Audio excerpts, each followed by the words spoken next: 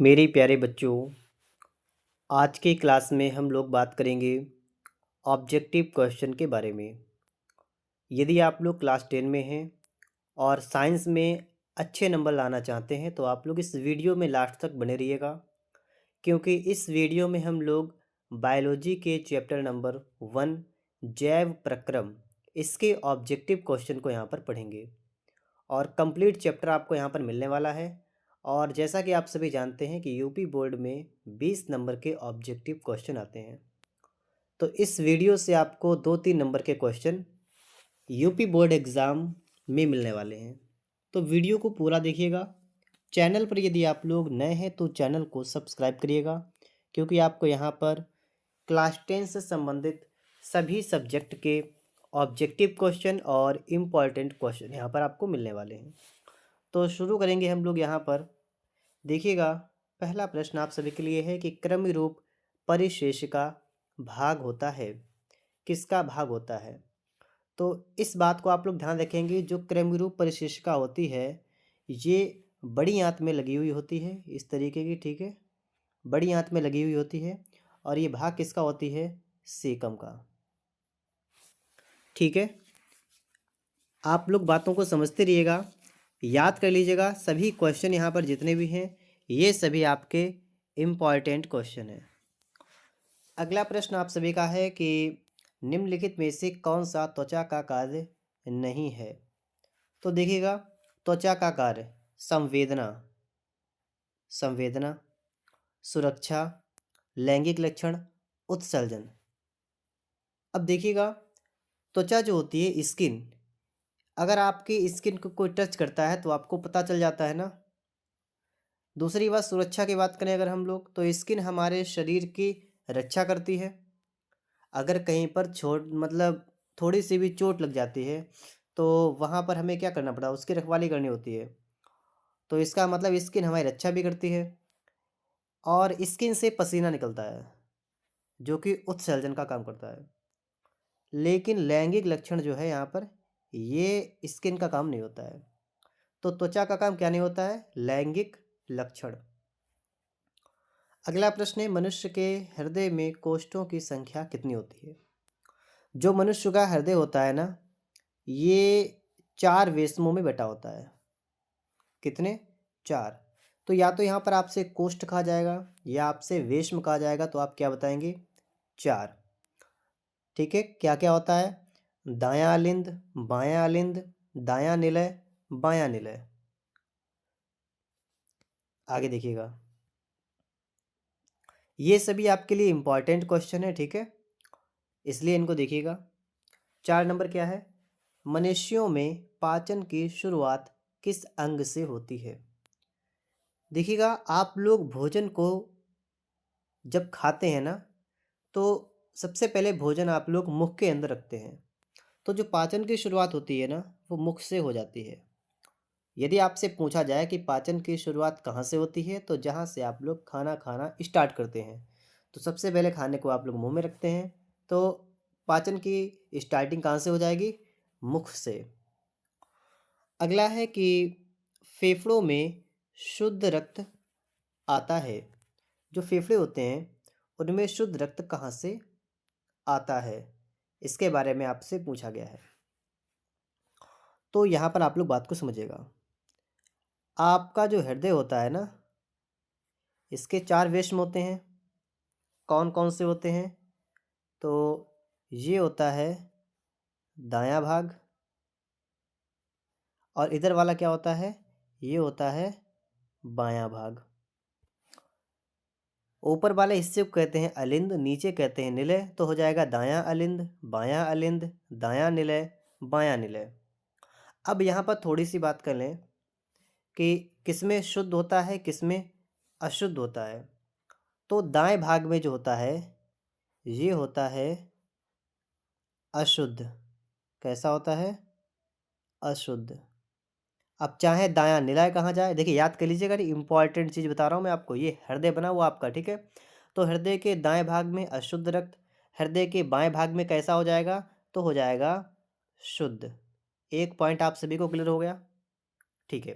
अब दायां अलिंद कहा जाए या दायां निलय कहा जाए, दोनों में कैसा होता है? अशुद्ध। और बायां अलिंद बायां निलय कैसा हो जाएगा? शुद्ध। सबसे पहले ब्लड जो होता है वो कहाँ आता है? दाएं अलिंद में आता है। उसके बाद कहाँ जाता है? नंबर 2 पर दाएं निलय में जाता है। और इसके बाद कहाँ जाता है? तो इसके बाद जाता है फेफड़ों में। कहाँ जाता है? इसके बाद जाता है फेफड़ों में आता है। तो सबसे पहले हमारे शरीर से ब्लड जो होता है वो कहाँ जाता है? दाएं अलिंद में। उसके बाद जाता है दाएं निलय में। और दाएं निलय के बाद जाता है फेफड़ों में। और फेफड़ों के बाद पुनः कहाँ पर आता है? ये यहाँ से आकर कहाँ आएगा? इसमें आएगा। फेफड़ों के बाद ये फेफड़ों में अगर नंबर 3 लिख लें फेफड़ों में, तो फिर इसके बाद नंबर 4 यहाँ पर आएगा। ठीक है। और नंबर 5 में जो आपका है यहाँ पर आएगा। अब इसके बाद कहाँ जाएगा? इसके बाद जाएगा शरीर के विभिन्न अंगों में। तो एक बार फिर से समझ लीजिएगा, इम्पॉर्टेंट है, एग्ज़ाम में प्रश्न आ जाता है, बहुत से बच्चे कंफ्यूज हो जाते हैं। सबसे पहले हमारे शरीर से जो ब्लड होता है वो कहाँ पर आता है? दाएं अलिंद में। कैसा होता है? अशुद्ध। फिर कहाँ जाता है? दाएं निलय में। कैसा होता है? अशुद्ध। फिर जाता है फेफड़ों में, शुद्ध होने के लिए उसमें ऑक्सीजन मिल जाती है। उसके बाद कहाँ पर आता है? बायां अलिंद में। बाएं अलिंद में रक्त कैसा होता है? शुद्ध। उसके बाद कहाँ आता है? बाएं निलय में। और उसके बाद शरीर के विभिन्न अंगों में। मेरे हिसाब से आप सभी को पूरी प्रक्रिया अच्छी तरीके से समझ में आ गई होगी। अगर ना समझ में आई हो तो आप लोग वीडियो को दोबारा देख लीजिएगा या आप लोग कमेंट कर दीजिएगा, मैं आपको बता दूंगा। फेफड़ों में शुद्ध रक्त आता है। अब देखिएगा, ये आपके रहे फेफड़े, ये फेफड़े आपके यहाँ पर हैं। और फेफड़े से रक्त कहाँ पर गया? बाएं। और ऊपर वाला ऐसा क्या होता है? अलिंद, तो कहाँ गया? बाएं अलिंद में। तो आपका सेकेंड ऑप्शन यहाँ पर करेक्ट होगा। और बहुत से बच्चे यहाँ पर कंफ्यूज हो जाते हैं बाएं दाएं के चक्कर में, लेकिन आपको मैंने अच्छी तरीके से समझा दिया है। अगर इससे संबंधित कोई प्रश्न आएगा तो मैं इतना डिटेल से आपको वहाँ पर नहीं बताऊँगा, क्योंकि मैंने यहाँ पर आपको बता दिया है। अगला प्रश्न देखिएगा, 6 नंबर प्रश्न आपका है कि पौधों में फ्लोएम का कार्य क्या होता है? पौधों में फ्लोएम का कार्य क्या होता है? तो देखिएगा, खाद्य पदार्थों का स्थानांतरण। ठीक है। देखिए, पौधों में दो चीज़ें होती हैं, एक तो होता है फ्लोएम, एक होता है जाइलम। अच्छा, इसका क्या क्या होता है? ये जाइलम जो होता है ना, ये जल को पहुंचाता है, जड़ से लेकर पत्तियों तक हम लोग कह सकते हैं। मतलब कि जो खनिज पदार्थों को या जल को लेकर ऊपर तक ले जाता है वो होता है जाइलम। और पत्तियों में क्या होता है? क्या नाम, वाष्पोत्सर्जन की क्रिया होती है और प्रकाश संश्लेषण की क्रिया होती है। तो प्रकाश संश्लेषण की क्रिया के बाद भोजन बनता है। और भोजन को जो वापस लेके आता है ना, भोजन का स्थानांतरण करता है, वो कौन करता है? वो फ्लोएम करता है। दोनों बातें आपके समझ में आई होंगी। देखिए, वीडियो हो सकता है थोड़ा सा लंबा हो जाए, लेकिन आप लोग अच्छे तरीके से अगर समझेंगे तो आप एग्ज़ाम में बेहतर स्कोर करेंगे। 7 नंबर में क्या है कि गुर्दे की इकाई जो उत्सर्जन की प्रक्रिया में भाग लेती है उसे क्या कहते हैं? देखिए, जो लिखा है गुर्दा, बहुत से बच्चे कंफ्यूज रहते हैं गुर्दा क्या होता है। इसे हम कह सकते हैं किडनी। अब आप लोगों के समझ में आ गई होगी, क्या कहते हैं इसे हम लोग? किडनी कहते हैं। तो गुर्दे का ही नाम होता है किडनी। और किडनी की जो इकाई होती है वो होती है नेफ्रॉन।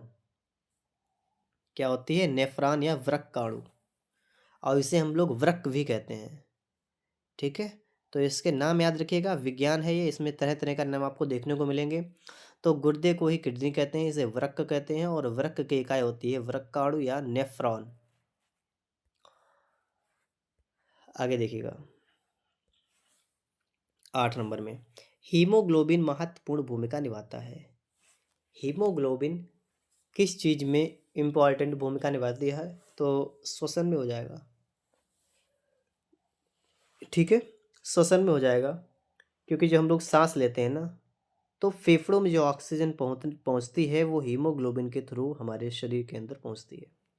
तो इसमें हीमोग्लोबिन जो है वो एक इम्पॉर्टेंट रोल अदा करता है। आगे है कि आहार नाल की सी के आकार की रचना क्या कहलाती है? तो आहार नाल जो होती है, अगर आपने देखी हो तो उसमें सी आकार की रचना होती है। जो कि आमाशय के बाद में होती है, अगर आपने देखी हो, ठीक है, आहार नाल। तो ये इस तरीके की जो रचना होती है ना, आमाशय के बाद में जो होती है, यही होती है ग्रहणी। सी आकार की होती है। क्या नाम होता है इसका? ग्रहणी इसका नाम होता है। अगला है आपका कि मनुष्य में प्रमुख उत्सर्जी अंग है। प्रमुख उत्सर्जी अंग, वैसे उत्सर्जी अंग तो सभी यहाँ पर हैं, लेकिन उत्सर्जन तंत्र से संबंधित है, ये भी कारक आपसे। अब प्रमुख पूछा गया है, तो ऐसी कंडीशन में आपका आंसर क्या हो जाएगा? वृक्क, मतलब किडनी, ये आपका आएगा प्रमुख उत्सर्जी अंग। वैसे स्किन जो होती है ना, त्वचा, ये भी उत्सर्जी अंग है। फेफड़ा जो है वो भी उत्सर्जन करता है, क्योंकि श्वास आप लोग छोड़ते हैं ना, तो उत्सर्जन होता है। आहार नाल भी उत्सर्जन का काम कर देती है।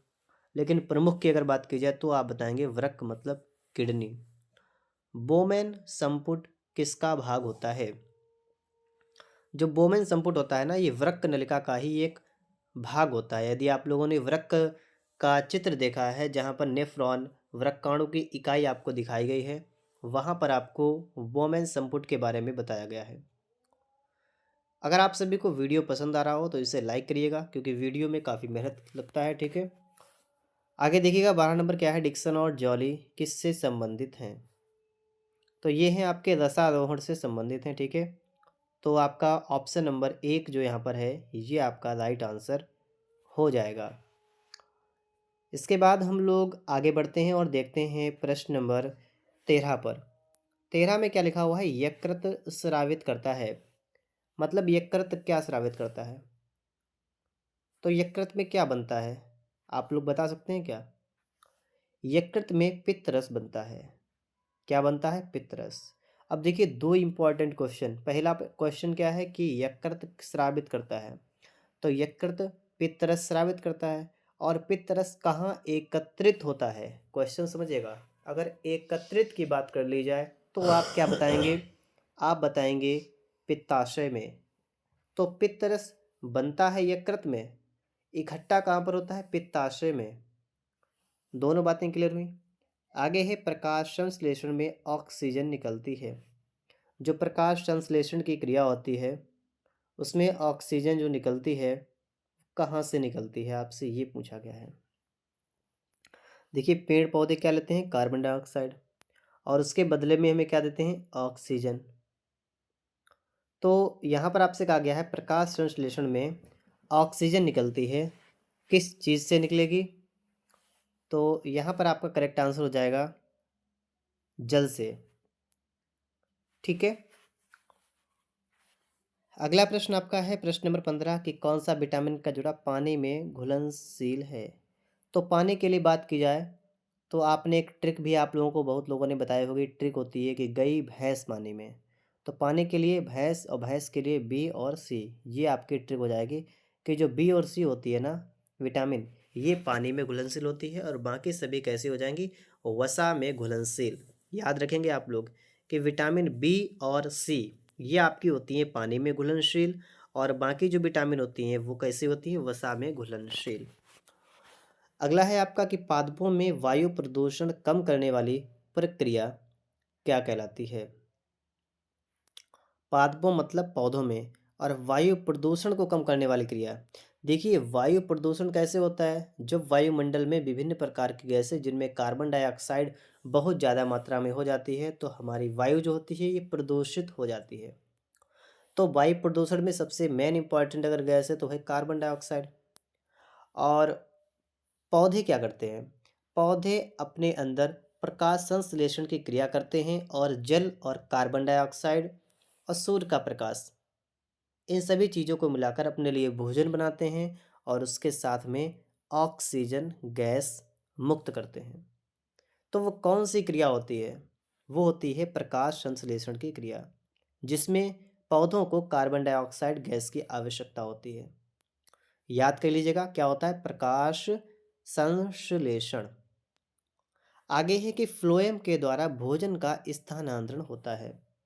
अभी थोड़ी देर पहले मैंने आपको बताया था कि जाइलम फ्लोएम, जाइलम का काम होता है जल और खनिज लवण को पत्तियों तक पहुंचाएगा, उनका स्थानांतरण करेगा। और फ्लोएम का काम उल्टा होता है, जो खाद्य पदार्थ का स्थानांतरण करता है। क्या करता है? खाद्य पदार्थ का स्थानांतरण करता है। अब इसमें आपसे कहा गया है कि किसके रूप में, तो सुक्रोज के रूप में करता है। ठीक है, सुक्रोज के रूप में करता है। यदि आपको लग रहा है कि हमारी स्पीड बहुत कम है तो आप लोग इस वीडियो को स्पीड को बढ़ा सकते हैं। यदि आपको विज्ञान के इम्पॉर्टेंट न्यूमेरिकल देखने हैं, आईयूपीएसी नाम कैसे बनते हैं आपको नहीं पता है, या इसके अलावा में आपको और भी कोई टॉपिक आपका कमज़ोर है, आपको नहीं पता है, तो आप लोग कमेंट करके बताइएगा। ठीक है, अगला प्रश्न आपका है, पित्तरस का निर्माण कहाँ होता है? जो आप ऊपर देख चुके हैं क्वेश्चन नंबर 13, या ऊपर लिखा हुआ है यकृत स्रावित करता है पित्तरस, और यहाँ कहा रखा है पित्तरस का स्राव होता है, तो यकृत से। क्वेश्चन एक ही है लेकिन पूछने का तरीका अलग है, इसलिए आपको ध्यान रखना पड़ेगा। ठीक है, आगे देखिएगा। इसके बाद हम लोग देखते हैं क्वेश्चन नंबर 19 को यहाँ पर। ठीक है, 19 नंबर में कहा गया है प्रकाश अभिक्रिया होती है। जो आपकी प्रकाश अभिक्रिया होती है ये कहाँ होती है? ये जो आपकी अभिक्रिया होती है ये हरित लवक के ग्रेना में होती है। ठीक है, हरित लवक के ग्रेना, इसको याद करिए, ग्रेना में होती है प्रकाश संश्लेषण की क्रिया। और लिखा है हरित लवक के स्ट्रोमा में। दोनों क्वेश्चन आपको एक साथ मिल गए। स्ट्रोमा में जो क्रिया होती है उस क्रिया का नाम होता है अप्रकाशीय अभिक्रिया। तो देखिए दोनों हो गई, एक होगी प्रकाश अभिक्रिया जो कि ग्रेना में होती है, और स्ट्रोमा जो कि अप्रकाशीय अभिक्रिया में होती है। दोनों आपको पास पास मिल गई, दोनों को देख लीजिएगा। एक क्वेश्चन 16 में आया, एक 17 में आया है।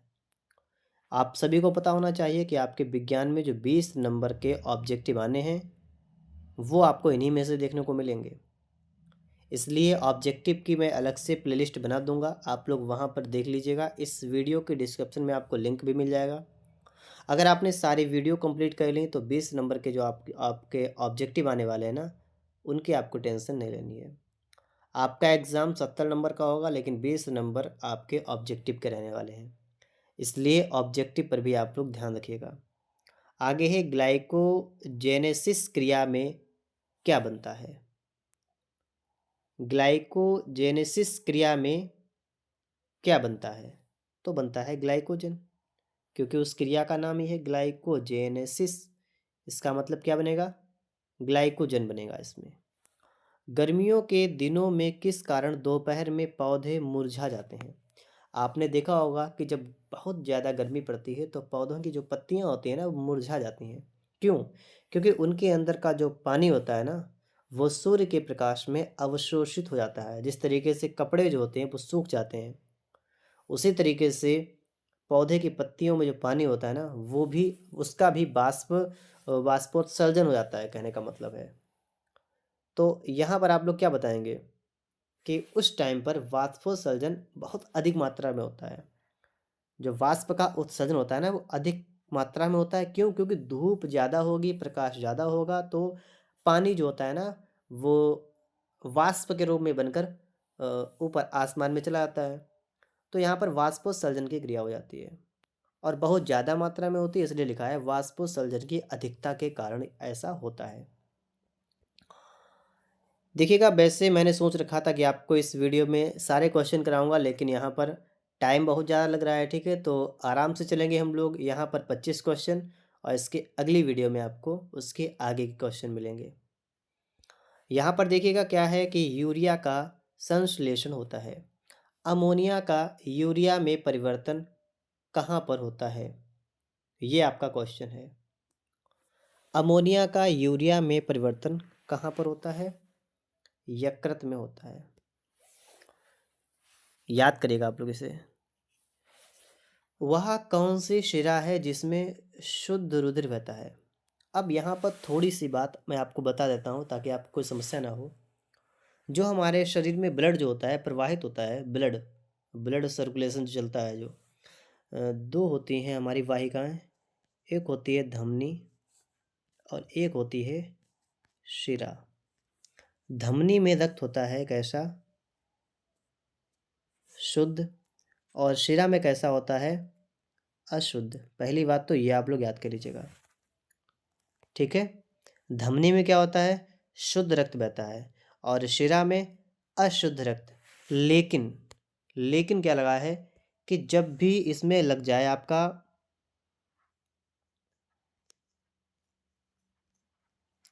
पल्मोनरी, क्या हो जाए? पल्मोनरी, या इसका दूसरा नाम आपको मिलेगा फुफ्फुस।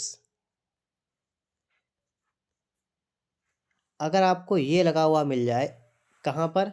इसके आगे लगा हुआ मिल जाए, मतलब अगर आपका लिखा हुआ मिल जाए पल्मोनरी धमनी या फुफ्फुस धमनी या पल्मोनरी शिरा या फुफ्फुस शिरा, तो ये यहाँ पर क्या होता है, अगर ये चीज़ें लग जाती हैं तो ये इसका उल्टा हो जाता है। कैसा हो जाएगा? उल्टा हो जाएगा। कहने का मतलब समझिएगा, अगर आपसे कोई पूछे धमनी में कैसा रक्त बहता है तो आप कहेंगे शुद्ध। लेकिन अगर वो कहे फुफ्फुस धमनी में कैसा रक्त बहता है तो आप कहेंगे अशुद्ध। मेरी बात को आप समझ पा रहे हैं? अगर आपसे कहा जाए शिरा में कैसा रक्त बहता है तो आप कहेंगे अशुद्ध। लेकिन फुफ्फुस लगा दिया जाए उसके आगे या पल्मोनरी लगा दिया जाए कि पल्मोनरी शिरा में कैसा रक्त बहता है तो आप कहेंगे शुद्ध। तो मेरी बात को आप समझ पाए? उल्टा कर देंगे आप लोग। जैसे यहाँ पर कह रखा है कि वह कौन सी शिरा है जिसमें शुद्ध रुधिर प्रवाहित होता है।